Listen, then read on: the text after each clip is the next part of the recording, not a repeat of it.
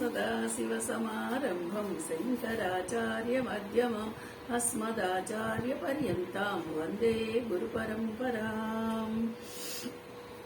శ్రీకృష్ణ పరబ్రహ్మణే నమః. శ్రీమద్భగవద్గీత చతుర్థోధ్యాయః జ్ఞానకర్మ సన్యాసయోగః. అమ్మ, ఈరోజు మనం 4వ అధ్యాయంలో 20వ శ్లోకం అనుకుంటాం. త్యక్త కర్మ ఫల సంగం నిత్యతృప్తో నిరాశ్రయః కర్మణ్యాభిప్రవృత్తో అపి చైవ కించిత్ కరోతి సహ. త్యక్త్వా కర్మఫల సంగం నిత్యతృప్తః నిరాశ్రయః కర్మణి అభిప్రవృత్తః అపి న ఏవ కించిత్ కరోతి సహ. ఇది పద విభజన. చూడండి, నిత్యతృప్తో నిరాశ్రయః అంటే ఈ శ్లోకంలో మనకి చెప్తున్న విషయం ఏంటి? ఎవరైతే తృప్తితో ఉంటారో వాళ్ళు ఎప్పుడు కూడా నిరాశకి గురి అవ్వరు. నిత్య చూడండి, సమస్త కర్మల యందు వాటి ఫలముల యందు ఆసక్తిని వీడినవాడు ఎవరు తృప్తిగా ఉంటారు? తృప్తిగా ఉన్నవాడేమో ఎప్పుడు కూడా ఎలాంటి నిరాశకి నిస్పృహకి దుఃఖానికి లోను కాడు. తృప్తిగా ఉన్నవాడు. తృప్తిగా ఉండేవాడు ఎవరు? తృప్తి ఉంటే కదా ఇది ఉంటుంది. మరి తృప్తిగా ఉండేవాడెవరు? ఏ కర్మందునైనా ఆసక్తి లేనివాడు. ఇది చెయ్యాలి, ఇది చేస్తే ఫలితం అన్న ఆసక్తి లేనివాడు. అంటే చూడండి, అన్ని కర్మల యందు వాటి ఫలితాల యందు ఆసక్తి లేనివాడు. అంటే ఇక్కడ మళ్ళీ కర్మల యందు ఆసక్తి లేదంటే చేయడం ఇష్టం లేదని కాదు, చేసిన వాటికి వచ్చేటువంటి ఫలితం మీద ఆసక్తి ఆశ లేనివాడు అనమాట. వాడెప్పుడు తృప్తివాడు. అలాంటి వాడే తృప్తిగా ఉంటాడు. ఇట్లాగా ఈ ప్రాపంచిక ఆశ్రయరహితుడైన ఎవరు ప్రపంచంలో ఆశ్రయరహితుడైన పరమాత్మ యందే. ఈ ప్రపంచంలో మనమేంటి, ప్రతి దాన్ని దేన్నో ఒకదాన్ని ఆశ్రయించి మనం ఉన్నాం. మనం చూడండి, ప్రతిదీ ఏదో ఒకటి ఆశ్రయం కావాల్సిందే. అంటే ఆధారపడి మన బ్రతుకు ప్రతి దాని మీద ఆధారపడి ఉంటుంది. దీనికి ఇది, దానికి ఇది లింకులు. కానీ పరమాత్మ ఎవరి మీద అయినా ఆధారపడి ఉన్నాడా? ఎవరిని ఆశ్రయించారు? దాని నుంచే మనం ఆశ్రయం పొందుతున్నాము అనుకుంటున్నాము, కానీ తనకి ఎవరు ఆశ్రయమో అక్కర్లేదు. అలాంటి ఆశ్రయరహితుడైనటువంటి పరమాత్మ యందు నువ్వెక్కడుండాలి? నీ నిలకడ పరమాత్మ యందు ఉండాలి.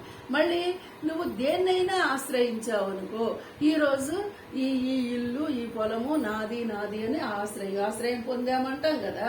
లేదంటే ఈ వ్యక్తులు వీళ్ళ ద్వారా ఆశ్రయం పొందాము.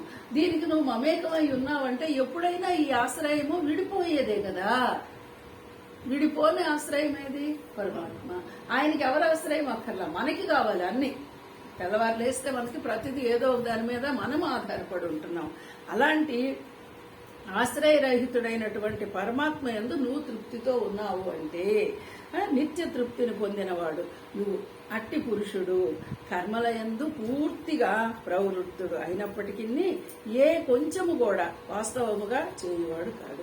చూడండి, ఇక్కడ మాటకి ఇలా ఎవరైతే పరమాత్మ యందే ఆశ్రయుడై ఉన్నాడో అలాంటి వాడు ఏ పనైనా సరే చేసినా కూడా కర్మలలో తాను చేస్తున్నాను, ఈ పని చేస్తున్నాను, ఈ వ్యాపారం చేస్తున్నా, ఈ వ్యవసాయం చేస్తున్నా, లేకపోతే ఈ ఉద్యోగం చేస్తున్నా, ఇలా నేను చేస్తున్నాను అన్నప్పుడు వర్తం చేస్తున్నా కూడా ఏ మాత్రము కూడా చేసేవాడు కాడు అంటున్నాడు.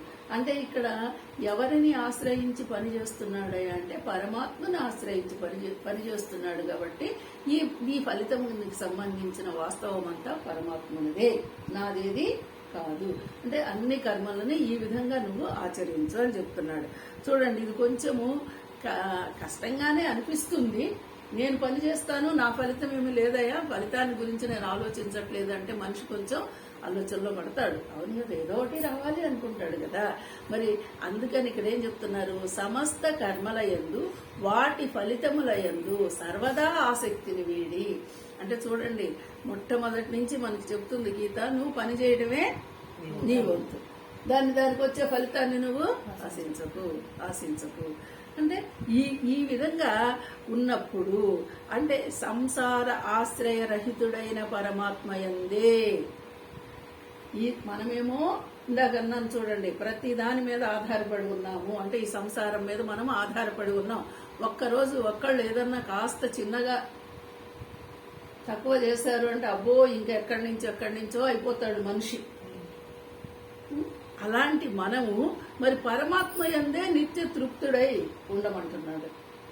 అసలు మరి కనపడని ఆయన ఎందు తృప్తి ఎలా ఉంటాం? కనపడేవాడనే ఆశ్రయించి బతుకుతాం కానీ కనపడని వాడిని ఆశ్రయించి ఉండవయ్యా అని చెబుతున్నాడు. అలాంటి వాళ్ళకే చక్కగా ఎటువంటి చింత లేదు, ఎలాంటి దిగులు లేదు. ఎందుకంటే పరమాత్మని ఆశ్రయించిన వాడు ఎప్పుడూ తృప్తిగానే ఉంటాడు. ఆ తృప్తి మనం పొందాలి అంటే పరమాత్మనే ఆశ్రయించి ఉండాలి.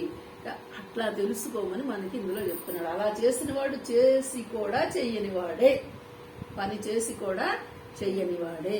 అంటే ఏ పాపపుణ్యాలు ఈ వ్యక్తికి అంటవు అని చెప్తున్నాడు ఈ శ్లోకంలో. హరి ఓం.